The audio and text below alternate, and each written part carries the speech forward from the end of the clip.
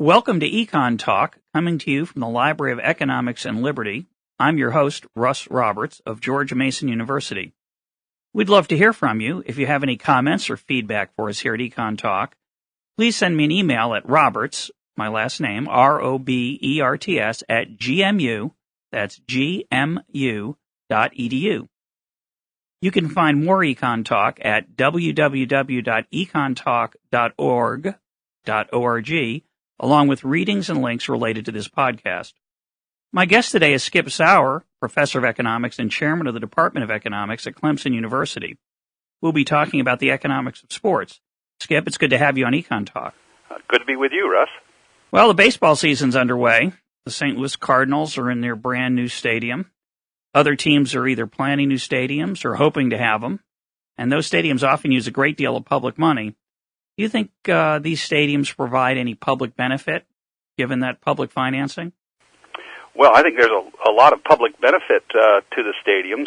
I think most of that benefit is captured by the people who are selling the product. We certainly enjoy our sports and are willing to pay a lot of it, a lot for it, as indicated by the salaries that we pay to the ball players.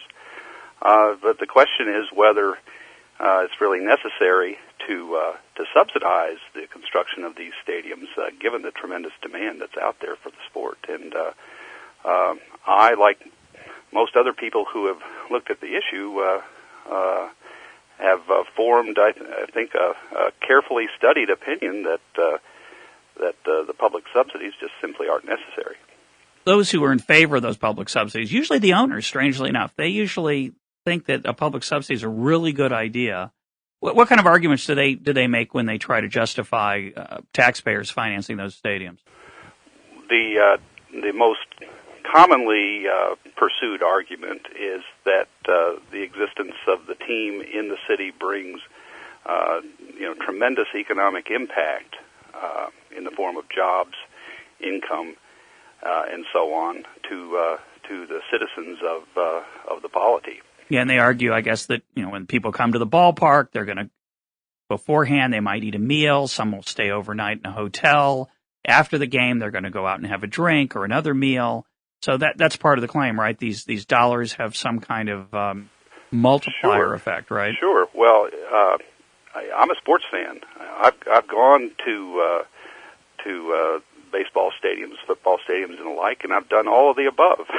Everything you mentioned is something that I've done. So are the owners right? Do the people other than the owners benefit from having a sports team? Well, I think there are certainly some auxiliary benefits that are out there, but the question is, what would I have done if I hadn't gone to the ballpark? Would I have eaten my meal somewhere else? Would I have gone to a bar in some other context? And I think in most cases the answer is certainly yes. So we substitute expenditure from other things to go to the ballpark and do the auxiliary things that are associated with our trips to the ballpark. It's really a classic example of Bastiat's seen and unseen. Right, we see the benefits of the person streaming out of the people's fans streaming out of the stadium to go out to dinner, but we don't see the meals they would have eaten elsewhere if the stadium had not been built or the team weren't there. Exactly. The alternative, by definition, is unobserved. It's easy to point to what is actually happening. It's not easy to document what would happen in the absence of having the facility in the town with the team playing in it. But economists who try to measure those unseen effects do find that they roughly cancel out. Is that correct? Well, it's very, very difficult to look at data on income and employment and find a positive impact of a sports team in a town. It's just not there. Now, there are ways to document the side of the scene that you refer to in Bastiat's statement.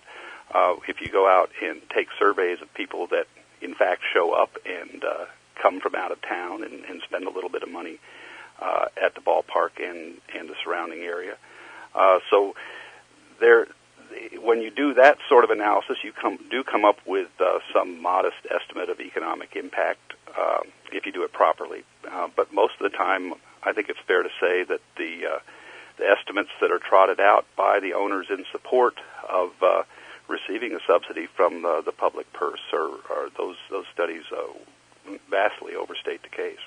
Of course, they usually ignore the fact that this large piece of land, often subsidized by the city in other ways, sure, is only active 81 days a year in the case of a baseball stadium. Right. There may be a concert there a few nights. But right. The opportunity cost, the foregone use of that land, is often ignored in these kind of calculations. Certainly that's the case. What are the typical sizes of some of these? What's the typical size of these subsidies that from the taxpayer that are going in some stadiums today? Well, it depends on the nature of the facility, the nature of the public, and the nature of the owner. Yeah. They vary from small potatoes, really, 20 or 50 million, all the way up to 500 million. So it's an enormous variation in that. The owners, try their best to get as much public funding as they can, as a rule. And the typical scenario is to put the proposal in front of the voters at one point in time and see what you can get. And if you can't get that, come back and try for maybe just a little bit less. Sure, so something's better than nothing. What we observe, something is better than nothing, and what we observe, I think, is the best that the owner can extract from the city that he's dealing with. And the political economy of this is that the owners are often well-connected individuals with political power of various amounts. And then you have the fans themselves who are a voting bloc or a support bloc that influence the politicians as well. Sure. And as a sports fan, I don't know how you feel about it, but as a sports fan, I love going to a baseball game. And I'd hate to see my sports team leave town. I live in Washington, D.C. area, and I'm glad the Nationals are here. But I don't really take much pride in the fact that others are paying for my pleasure. In fact, I think it's shameful. As you pointed out earlier, the ticket price captures much of the benefit, and therefore the justification of forcing non-sports fans to finance my pleasure seems a little bit grotesque. Well, I'm not in favor of it myself. I'm opposed to it. I think as you mentioned, the political economy of the subsidy game is an interesting subject to ponder. It's not just the owners playing the game and ratcheting down their demands as they go through one referendum to the next and try and find the winning proposal to put in front of the voters. They bring in side coalitions. They'll try and get the librarians or the people involved in the arts to join in with them. If you promise some funding for parks, or you promise some funding for a library or an arts endeavor, you can often get other lobbies to join with you. And these have all taken place, if you look at the record, in Charlotte, in Kansas City, in Houston, where they do whatever they can to get the coalition together to just get them over that 50% line so that the voters approve the subsidy. So the political economy of this is just fascinating. You mean on the referendum, they would have a joint issue, the stadium along with a park, a stadium along with an arts facility or library? Exactly. Oh. Exactly right. A little log rolling there in the referendum process. Log rolling is correct. There have been stadiums built without any public money, though, haven't there? Sort of? Russ, that's the norm Kind of? in Europe. Most stadiums in Europe, and they're building some fantastic stadiums in England at the moment, are built entirely with money that comes from the clubs themselves. And that gives the lie to the argument that it's a necessary thing for the public to build the stadium for the owner or to subsidize its construction for the owner.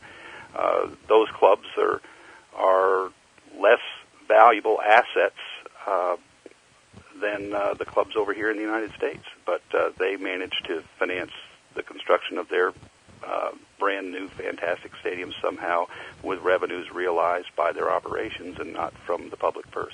Now, one economic justification for a public subsidy is called something a little bit offbeat. It's the existence value of having a team, that somehow, even though I may never go to the stadium and therefore I won't ever give any money to the owner via the ticket or even wearing a hat or other sorts of sports paraphernalia, right, that somehow just walking down the street, I'm just excited that there's something called the Washington Nationals. Now, I think that's a little bit absurd, but let me try to make it a little better argument for this case of the existence value. Let's suppose every day I never go to a game, and my kids never go to a game, but I do get to enjoy the box scores and root for the Nationals or my more beloved Boston Red Sox from a distance, and I don't contribute directly to the owner's benefit, and that would create some justification for public subsidy, correct? Well, it adds to the value of the team, and one might view this value as an external benefit that's not captured by the ability of the Red Sox or the Nationals, or in my case, the Houston Astros, to extract revenue from me. I follow the Astros on a daily basis through the baseball season, but it's quite rare when the Astros capture money from me. So there is an external benefit that is not captured by the team. However, it's quite a stretch to say that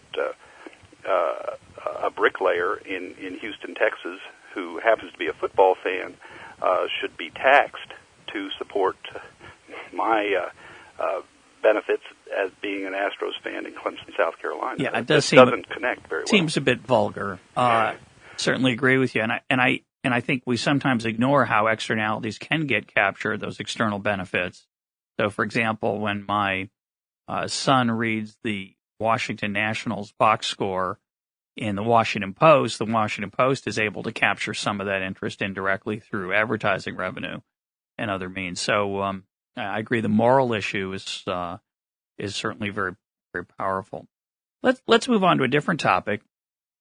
Baseball season being underway, hope springs eternal for all fans, even Cubs fans. Even Cubs fans. They're in first place as we speak. And they think, this could be their year.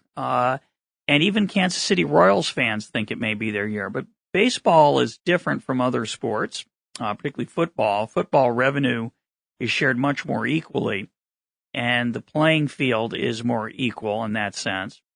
In baseball, there's a much larger gap between the haves, that would be the New York Yankees, the evil empire, and the have-nots. I think that would be what team? Do you know which team offhand has the lowest payroll? I haven't looked at that for this year, but Kansas City and Detroit, I think, would be near the bottom. Near the bottom.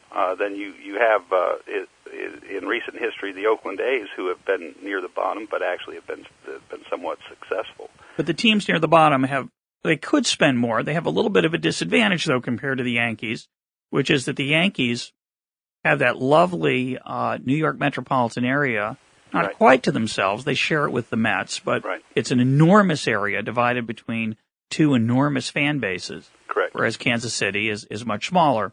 In the NFL, in football, Green Bay, Wisconsin would have a very tough time fielding a competitive team without the degree of revenue sharing that exists in football. In baseball, it simply relegates teams like the Kansas City Royals to the near bottom of the pile virtually every year. Right. Now, some say that that's not true. You gave the example of Oakland. Mm-hmm. Is it true that a team can overcome that disadvantage? Well, it's very difficult, as the data indicate. The Yankees have been on top for quite some time. About 100 years, would you say? About a century or so? To be modest about it.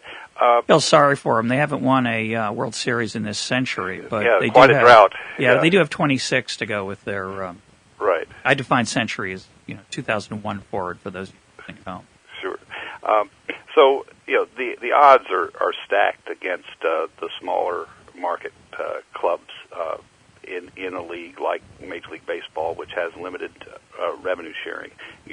Green Bay couldn't field a baseball team and attract any sort of interest as a town in a league structured like Major League Baseball. The major factor is television revenue, correct, and attendance. Well, the major factor in the NFL is their TV contract, and that's shared equally amongst all the teams. So, of the primary revenue source there, which I believe is 2/3 to 70% of NFL revenues, that's split evenly, and Green Bay gets the same share as the New York Giants. And how does it work in baseball? Well, in baseball, there's revenue sharing as well, but it's much more limited. The national television contract is a much smaller share of league revenues. A much greater share comes from ticket sales, and there is sharing of revenues from ticket sales, but it's a much smaller fraction of than what you have in the National Football League. And in addition to the national TV package, of course, each team has their own team package. Their own team package, which they keep for themselves. Yeah. Now, Major League Baseball has changed things in this century, in just the last few years, through the collective bargaining agreements to increase the degree of revenue sharing and to levy a tax on payrolls above a certain threshold. So as a result of that, the Yankees do pay a significant price now. I think it's in the neighborhood of $50 million of payments from the Yankees from their revenue. For their excessive payroll, correct? Partly for their excessive payroll, and part of it is just pure revenue sharing. So Major League Baseball is moving incrementally towards the model in the National Football League, which would give teams the opportunity, if they so chose, to compete at a higher level with the higher revenue teams. But they'd have to spend the money on payroll. They have to acquire the talent to do that, and there's no guarantee that expenditure is in fact going to be forthcoming. It may not be profit maximizing for those clubs to actually go out and spend the money. There's an example in the National Football League of the Cincinnati Bengals, who for years just cashed their revenue sharing check and didn't go out and field a credible team. That's not good for the league. Right. And the National Football League is attempted to address that and require teams to spend the money. Right. Given that the entry is restricted, and I hope we have time to talk about that a little bit later, but given that entry is restricted into these sports leagues by the league itself and by the individual teams, I guess you really want to have highly egotistical owners who have, in addition they want to win, irrationally want to win. Beyond the monetary advantages, they want to be able to hoist that Super Bowl trophy up high, right, or that World Series trophy, so that they increase the competitiveness of each team in the league. That's exactly right. If you're just in the business of handing out monopoly rents, there's a lot of people out there in the world who know how to cash a check. Yeah. So you don't want, if you like the spectacle of athletic competition, you don't want the teams to be in those hands. You want the teams to be in the hands of people who have some interest in the competition itself, as opposed to the bottom line. And what's the argument for that kind of revenue sharing? Usually, that kind of egalitarianism distorts incentives. It discourages excellence. What's the argument in a sports league for that kind of cross-subsidization of teams? Well, you want to have some degree of what we call competitive balance. You would like every team in the league to believe that it has some chance of success, however success may be defined. And, that's an interesting difference between the American structure of sports with our closed leagues and the more open leagues in Europe, for example. In our leagues, we have much more extensive revenue sharing to try and keep the teams at the bottom in there with some chance of making it to the top. But the top prize is defined in such a way that it makes it a low probability event for a team like, say, the Tampa Bay Devil Rays to view themselves as successful. But I'm going to go back to the basic economics. We don't feel that way about fast food restaurants or hotels or manufacturers. We don't say that the people who are doing a lousy job should get a boost, and the people who are doing a great job should subsidize those people who are performing poorly. So what's the difference between those two situations? Well, it's a huge irony, Russ. Here in the United States, we have closed leagues which have, in some sense, socialistic principles at the root of them. In Europe, we have a much more capitalistic open system where anyone can reach for the top if they care to, and if you don't succeed, you drop through the leagues on down to lower levels and so on. So it's a much more vibrant system of competition than we have over here in the States. It's an irony that I don't think economics can explain very well. You might. It's an interesting question. Let me make sure I understand how this works. In Europe, I have a, what is it called? It's called it's not the first tier. What do they call it? Well, they change the names for marketing purposes all the time. So you do have a top league and then a lower division and then divisions below that. And in England now, the top league is called the Premier League, and the division below that is called League One, and or the Championship, which is an odd sort of marketing device. It used to be very straightforward. They used to have first division, second division, third division, fourth division, and so on. Well, let's call it that for the purposes of this conversation to keep it straight. So if I'm a lower place team in the first division, I'm at risk of dropping down into the second division, correct? That's right. And if I'm an excellent team in the second division, I can move up. Right. Do they ever move up and then win the championship in those higher divisions? It's rare, but it happens. Mm-hmm. We have a team in the top division in England right now, Blackburn Rovers, that moved up and was able to compete and actually took the title in the top division in the early part of the 1990s. I assume you're referring to what Americans call soccer. That's correct. And what the Brits call football. That's what they call football. What they call it? Yeah, they call it football. Way too logical. Association football is the true name for it, and it was the form of football that became dominant over there. They all emerged out of the same sort of mess: rugby football, association football, and now American football. And association football was shortened to soccer from association. Yeah. So that's the origins of Very the cool. term. But Blackburn Rovers did win the championship. You have another team now, Bolton Wanderers, which moved up into the top division a few years ago, actually bobbed up and down. And they've been on the cusp of competing for prizes in the league and in Europe, in other knockout competitions amongst other European clubs because of their stature as a top division team in England, and so on. And you have teams that were once dominant in England. Nottingham Forest, who around 1979 to 1981 were the best team in Europe, are now knocking around in the lower divisions. Leeds United, at about the same time, were a huge force in England, winning championships in the top division. They're now knocking around in the second division.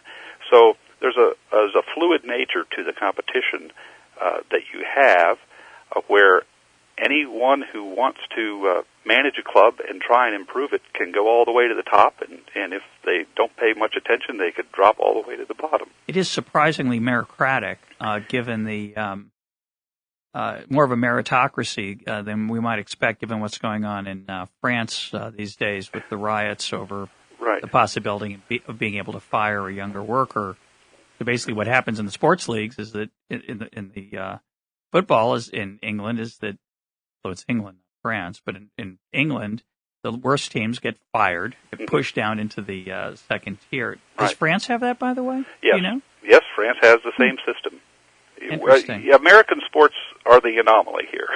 But the American sports, to come back to the socialism idea, one of the justifications for this kind of these, let me say that again, these open leagues in Europe allow for competition, create a pressure on teams to perform and strive.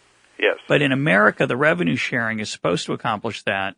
But the reason it's different than, say, a manufacturing industry, the reason sports is different is that sports is a zero-sum game. The league is a zero-sum game. Sports isn't, but the league is. The league's got to be at 500. You got to have an equal number of winners and losers in any one season.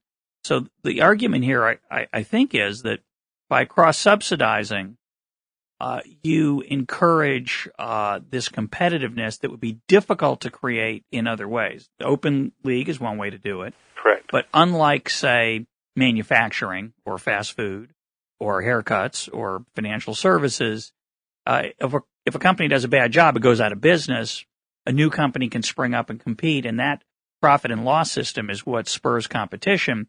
In the sports league, you can't just say, I'm going to start a new New York sports team in the American League to compete with the Yankees. They've got a big share of the market, right? Because you'd have to get in the schedule, and it just wouldn't work. Right. There has to be coordination amongst all the participants in the league of some form. And that's the justification for the sports not being subject to the antitrust laws. Is that correct in America? That's right.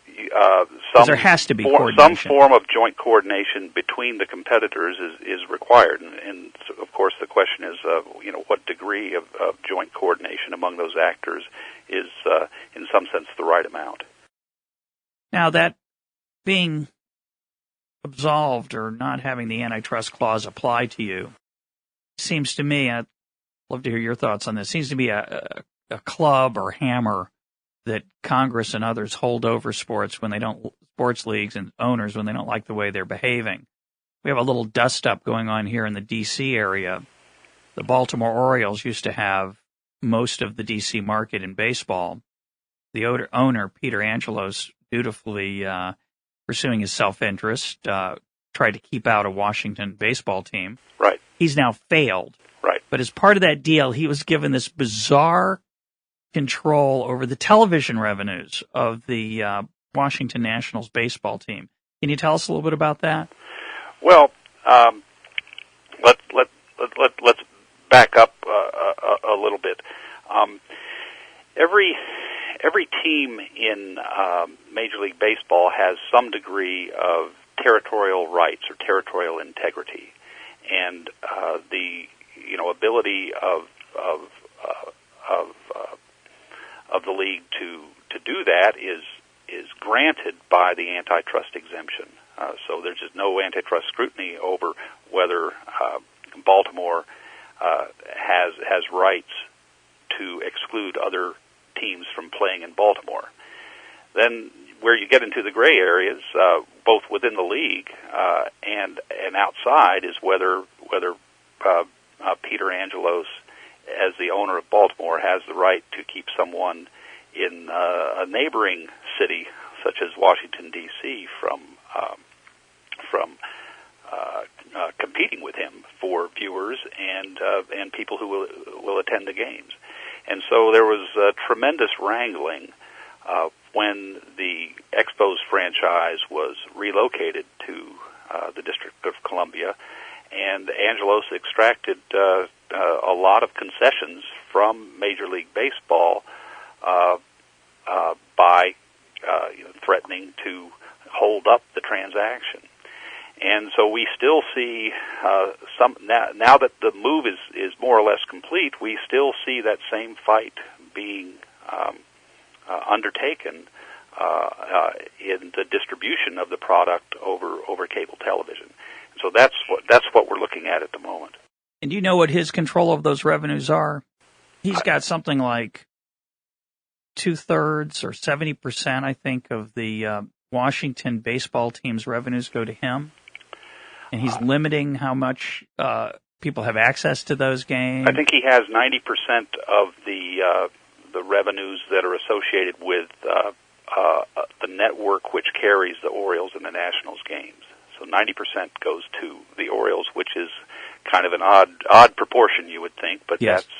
That's the price of getting him to agree to the rearrangement, if you will, of territorial rights. Well, I think it'll be interesting to see if that privately agreed on contractual arrangement holds up, because political pressure from Washington Nationals baseball fans who are now find it somewhat difficult to watch the games because the way the cable network is set up, are going to petition their political leaders to essentially void that compromise. Yes. And I doubt it'll stand up over time. I'd be very surprised. Most certainly the arrangement is not what the customers would have voted for. It's an exchange of favors, if you will, and those favors favor Peter Angelos and the Orioles. I want to go back. We're almost out of time. I want to go back to this issue of the zero-sum game nature of sports. I don't think I said it right. I think the real argument, tell me if you agree, I think the real argument for subsidizing the Kansas City Royals as opposed to subsidizing the Kansas City shoe manufacturer is that because shoe manufacturing and other economic activities are positive sum game, meaning they can create benefit for all parties. Mm-hmm. We don't really care if Kansas City doesn't have a shoe manufacturing facility, or if it's small, or if Kansas City residents spend less on say French restaurants than people in New York. But we do care in this weird sports league situation that Kansas City be competitive, unlike manufacturing or services of various kinds. Because if Kansas City is inferior to the Yankees, which of course parts of American Baseball League history they were, it's not very entertaining to watch a 37-0 baseball game every single time. Right. So the competition itself has a virtue and a benefit that we don't see in a quote typical economic transaction. That's right, and I think if it were the case that there were demands for competing leagues, then we could have a contest between different baseball leagues to organize themselves and get just the right degree of cross subsidies and revenue sharing between teams, and we'd observe the best outcome. We don't quite have those conditions, and so we're more or less stuck with a wrangling that's taking place between two interests who, in the short run are diametrically opposed. The movements to subsidize the weaker teams these days are coming from a negotiated settlement between baseball owners and baseball players who don't exactly have a long history of cooperation. And one can certainly understand that from the point of view of the players, because Major League Baseball used its monopoly status through history to screw those wages down way below what they would be under an open system of competition. And I suppose the role of competition across sports leagues is where a lot of the competition comes in. Right. The NFL had competition from the AFL that forced the NFL to open up new markets. Right. But even when it's hard to start a new sports league, baseball's in competition with football and basketball for allegiance over the course of the calendar, even when they don't overlap in the off season.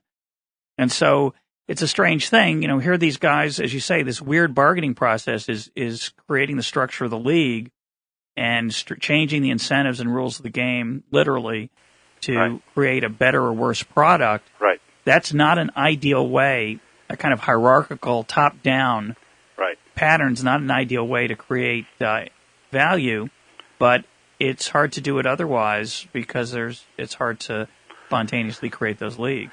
You know, the one place, oddly enough, where we see competition between leagues is in intercollegiate sports.